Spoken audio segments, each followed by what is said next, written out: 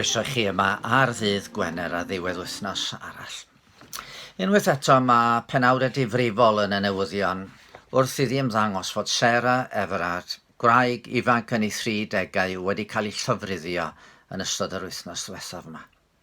Yr un sy'n gwneud y cyfan yn fwy dychrynllyd ydy fod na dybiaeth mae heddwas fy'n gyfrifol am y drosedd.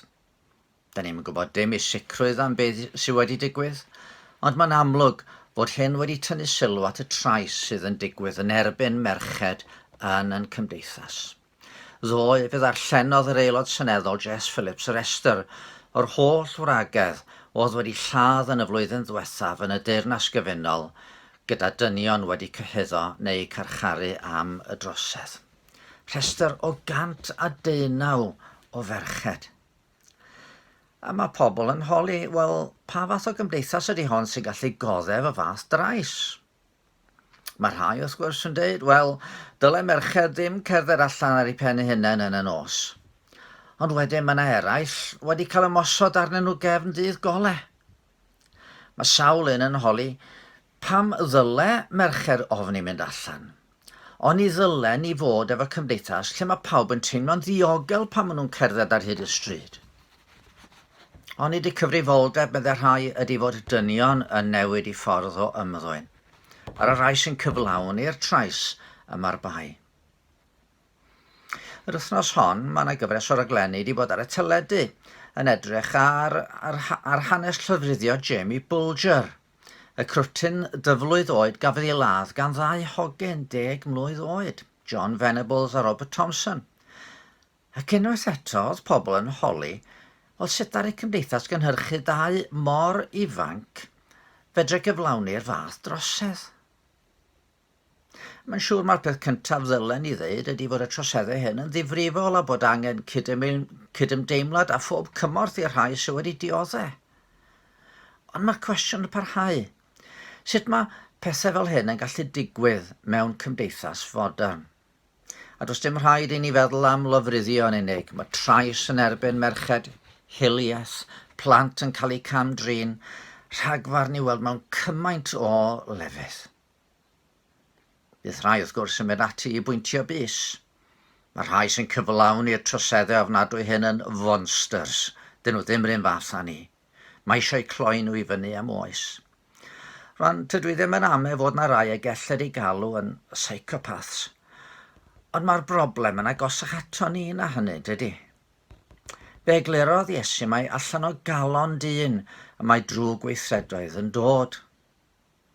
Da ni gyd i ryw fesur yn gallu cyflawni'r hyn sy'n ddrwg, am fod yn calonna ni mewn gwrthryfel yn erbyn yn creuwr sydd wedi'n galw ni i garu'n cydyn fel ni yn hunain.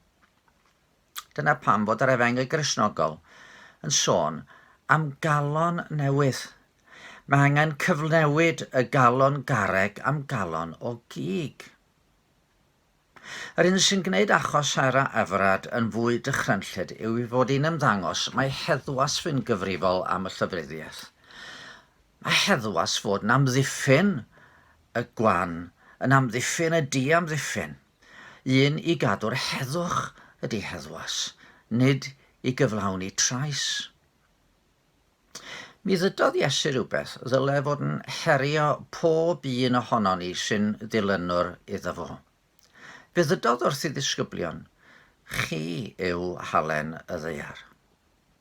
Ond os cellir halen ei flas a pha beth yr helltir ef, nid yw'n dda i ddim bellach ond i'w lichio allan ei sathru dan draed.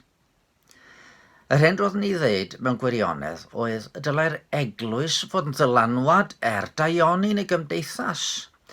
Un o ddefnyddiau halen yn arbennig yn yr hen fyd oedd cadw ci crag pydru. Ac os oedd yr halen yn colli'r gallu hwn yn colli i flas yna doedd o dda i ddim. Ni sydd fod yn amddiffyn y di-amddiffyn. Ni sydd fod yn ddylanwad daioni. Fe ddydodd John Stott, un o arweinwyr mwyaf amlwg yr eglwys yn yr 18fed ganrif. Fedrwch chi ddim beio cig am bydru. Dyna mae'n ei wneud yn naturiol. Ond mi fedrwch chi feio'r halen am beidio bod yno yn gwneud ei waith. Rwan, tydw i ddim yn deud mae Cristnogion ydy'r unig rai sy'n gallu gwneud daioni.